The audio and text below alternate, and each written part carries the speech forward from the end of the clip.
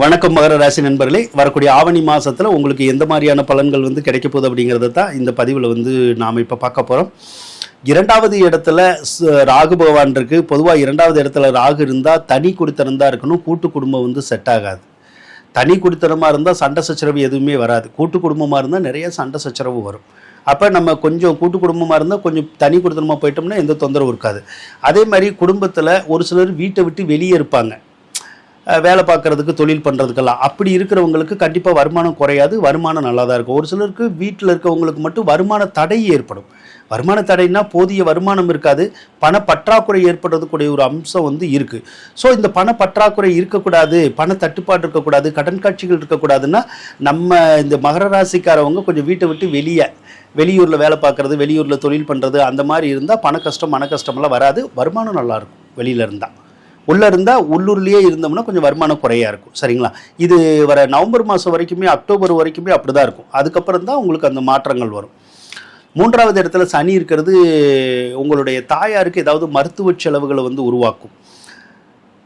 அடுத்து ஏதாவது ஒரு சொத்தை விற்கணும்னு நீண்ட காலமாக நினச்சி விற்க முடியலைன்னா இப்போ விற்கலாம். அதே மாதிரி ஒரு சிலருக்கு ஒரு சொத்தை கொடுத்துட்டு இன்னொரு சொத்து வாங்கணும்னா நினச்சா வாங்கலாம். அதே மாதிரி ஒரு சிலருக்கு வீடு மாறுறது, ஊர் மாறுறது, அந்த மாதிரி எதுவும் பண்ணணும்னா தாராளமாக பண்ணிக்கலாம். இப்போ அந்த யோகம் இருக்குது. அதே மாதிரி 4ஆம் அதிபதி வேறு 6ல் இருக்குது. 4ஆம் அதிபதி 6ல் இருந்தாலும் இந்த வீடு மாறுறது, ஊர் மாறுறது, அந்த மாதிரி வரும். அந்த சொத்துக்களை விற்கிற மாதிரியான தன்மைகள் வரும். சிலருக்கு அந்த தாயார் வகையில் செலவுகளும் வரதுக்கூடிய ஒரு அமைப்பு இருக்கும். அதே மாதிரி சகோதரர்கள் என்ன பண்ணுவாங்க, நம்மளோட பிறந்தவங்க ஏதாவது சொத்து சம்மந்தப்பட்ட விஷயத்தில் முன்னுக்கு முரண்பாடாக பேசுவாங்க, முன்னுக்கு பின்னுக்கு ஏதாவது பேசிக்கிட்டு இருப்பாங்க. அந்த தொந்தரவு இருக்குது. அடுத்து 7வது இடத்துல புதன் இருக்கிறது நல்லதுங்க. 7வது இடத்துல புதன் இருந்தால் சிலருக்கு திருமண வாய்ப்புகள் கண்டிப்பாக கிடைக்கும். திருமணம் பண்ணாதவங்க திருமணம் பண்ணலாம்.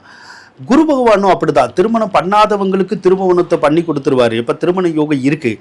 ஒருவேளை ஏற்கனவே கல்யாணம் ஆனவங்களுக்கு ஒரு சிலருக்கு தேவையில்லாத வேறவங்களோட தொடர்புகளை கொடுத்துருவாரு. அப்படி தொடர்புகளை கொடுத்து வீட்டில் சண்டை சச்சரவை வர வச்சிருவாரு. கொஞ்சம் கவனமாக இருக்கணும்.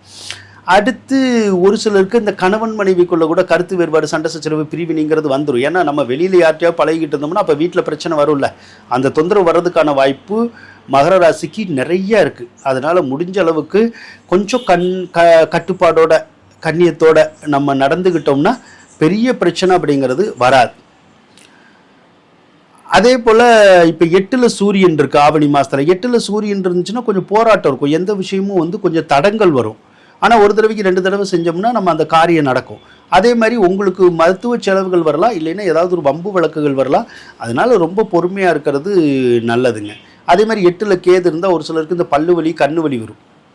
அது சின்ன பிரச்சனை தான். அதை மருத்துவ சிகிச்சை எடுத்தாலே சரியாக போயிடும்.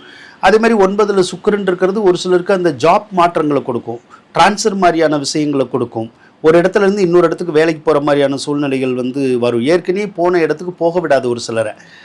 அடுத்து வெளிநாடு சார்ந்து எந்த ஒரு முயற்சியும் வெற்றி பெறும். வெளிநாடு வேலை, படிக்க போகிறது, அல்லது விசா வேணும்னு நினைக்கிறது, பிஆர் வேணும்னு நினைக்கிறது, அந்த மாதிரியான விஷயத்தெல்லாம் கூட அந்த சுக்கிரன் கொடுக்கறது கூடிய ஒரு அமைப்புகள் இருக்குது.